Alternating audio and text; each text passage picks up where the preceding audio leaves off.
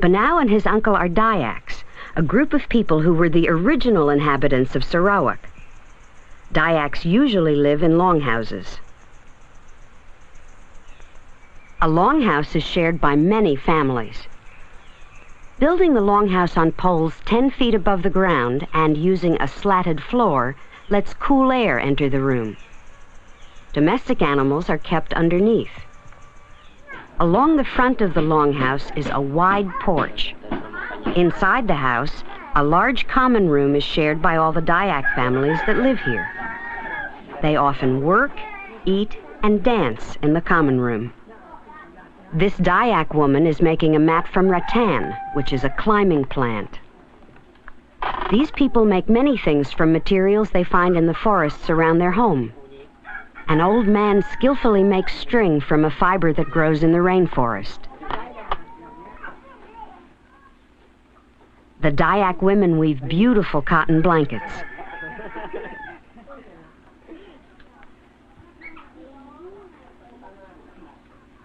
Not all of the space in the longhouse is used communally.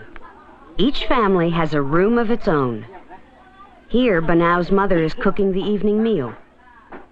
In this drawing, you can see how a longhouse would look without some of its walls. On the right is the common area for work. To the left are the private rooms, one for each family. Under the roof is storage space where rice and other foods are kept. The Dayaks grow most of their food. These boys are learning how to plant rice.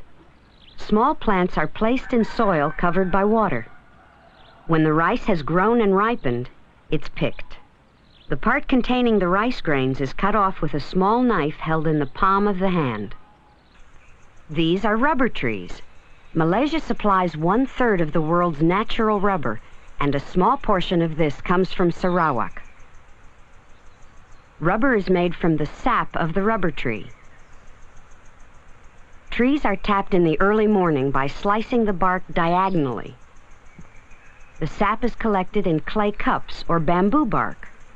The small amount of rubber which comes from Sarawak is important to the Dayak people. It's something they can trade for other goods. The sap, known as latex, oozes out of the cut. In 2 or 3 hours, the cups are full, and the tapper returns to empty them. In peninsular Malaysia, the collected latex is usually taken to a processing center. But in Sarawak, families process the latex at home.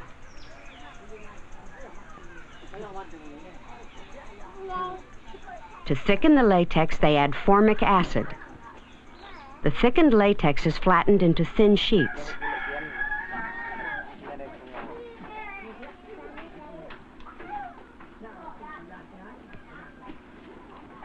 The sheets are squeezed through a press to make them even thinner.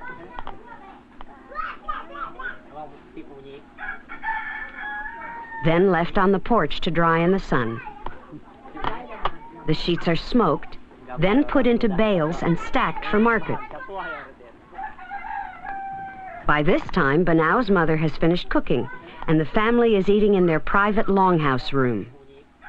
The most important food in their diet is rice, which is eaten with small portions of meat and vegetables. Banao's father is the chief of this longhouse.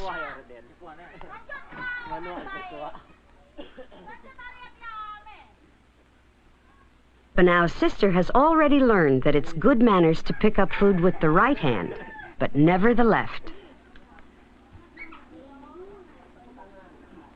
Banao's father has given him a job to do tomorrow. With his uncle, Banao heads down the river to the market town of Kapit. They plan to sell rubber and rattan in order to buy other things the family needs.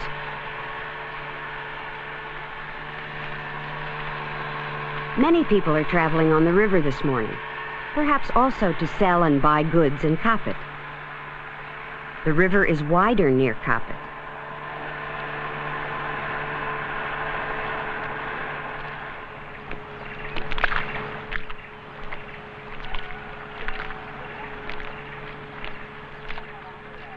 Banao carries the bundle of rubber and his uncle handles the rattan.